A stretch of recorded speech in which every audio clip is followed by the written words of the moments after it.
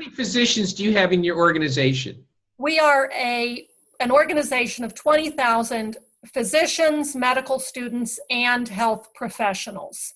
And I do want to point out that this concerned me in 2009 when I was working on healthcare reform and living outside Washington, D.C.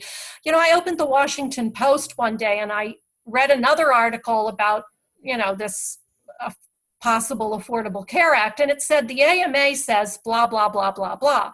And I thought, oh my gosh, I wonder how many people reading this think that the AMA represents all doctors. That's my assumption. I would assume that if... Then I would like to correct you, my dear. All right. The AMA actually represents less than 26% of physicians, and the majority of them are retired and or specialists. The AMA is more of a trade group for wealthy doctors who are looking out for themselves than it is actually an organization that represents the majority of physicians. Because poll after poll shows that even the majority of physicians, when asked, want some form of national health program. Interesting. Yeah, you wouldn't think that. That's interesting. It's very fascinating. The Surgeon General last year identified his two biggest public health concerns for 2016. Number one was the opioid epidemic, and number two was physician burnout.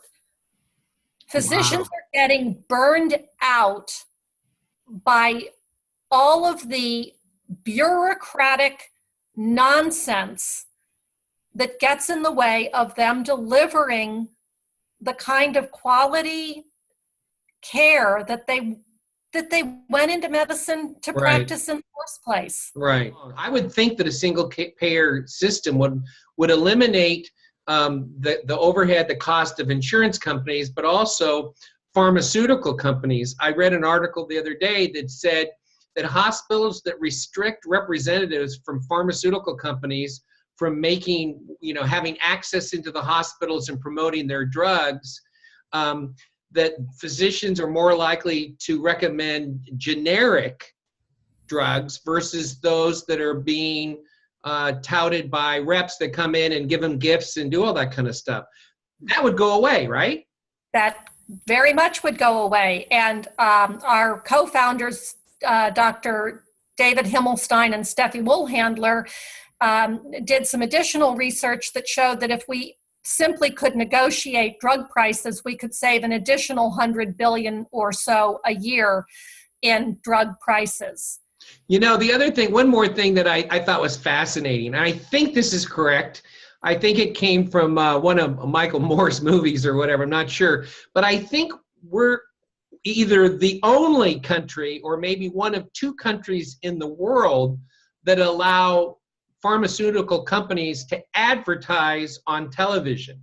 I actually have practiced in the only two countries in the world that allow that, the United States of America and New Zealand. New Zealand. When I closed my practice in 2012 in Maryland, I moved to New Zealand for a year because I wanted to work in a country that actually has a national health program, so that when I came back to the United States and continued to advocate for Medicare for all, I could say I've actually worked in a country that has this. And guess what? It isn't perfect. It's just a whole lot better than what we are doing. And I believe that the American people, being the resourceful people, the intelligent people that we are, we could make the world's absolutely best and most conservatively funded, liberally delivered healthcare system in the world. We have eliminated all the other possibilities, and I know my congressman is a fiscal conservative, and I want him as a co-sponsor of HR 676, because as he said to me, Carol, I don't want this bill just to pass. I want it to succeed. And it's going to succeed by having fiscally conservative people making damn sure it does succeed. Agreed, when Congressman Cooper agreed to sign on, he said, you can feel excited about this, but don't feel excited for very long because you've still got a whole lot of work to do. And I said, tell me specifically what you think we need to focus on. He said, you need to get business signed on in support of this, and you need bipartisan support. You need Republicans. And so I took that very seriously. And we now have an entity and a campaign called Business Leaders Transforming Healthcare. It's run, at the helm of it is a man named Richard Master, who wrote and directed the movie Fix It, the documentary Fix It. Oh. Healthcare at the Tipping Point. I highly recommend it. You can see it on YouTube for free or on their website. Called Fix It? Fix It. Okay. Healthcare at the Tipping Point.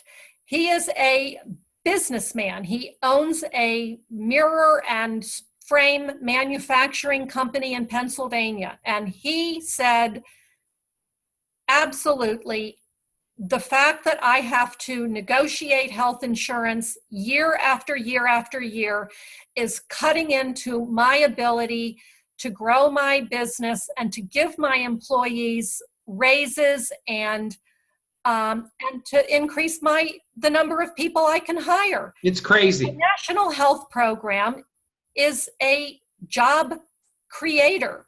So what do we need to do? What do we need to do to go make this happen? We need to gain the support of the business community, and we also need to gain the support of conservative members of our society who are going to be just as much hurt, if not more hurt, by the American Health Care Act, if it actually goes through, than other people.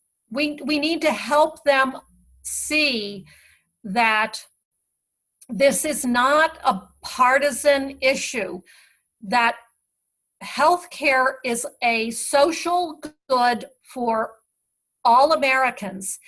And as I said at the beginning, I want good healthcare for everyone in America. Everyone, including people who on other issues may not agree with me on, liberal, conservative. So would it be fair?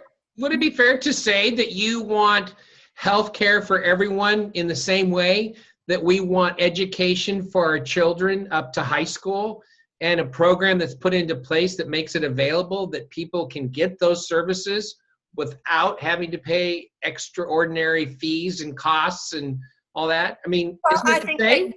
Pick your issue, whether it's education or police. I mean, I was burglarized a few years ago.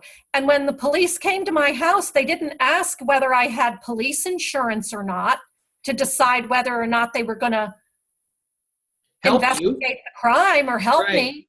If I had a fire at my house, I don't think the fire department is going to come and say, well, you didn't pay your fire insurance last month, so we're just going to stand here and let your house burn down.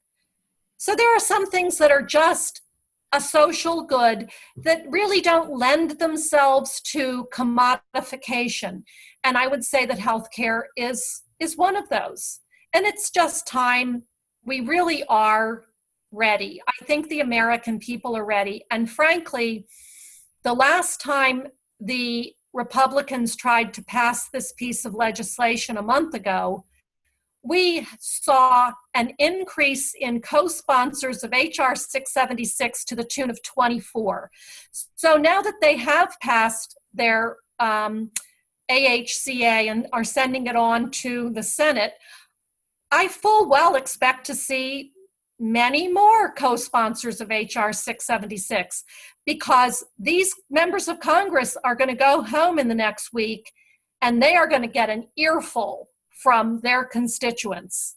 So I actually won't be surprised if we have our first Republican co-sponsor in the next couple of weeks.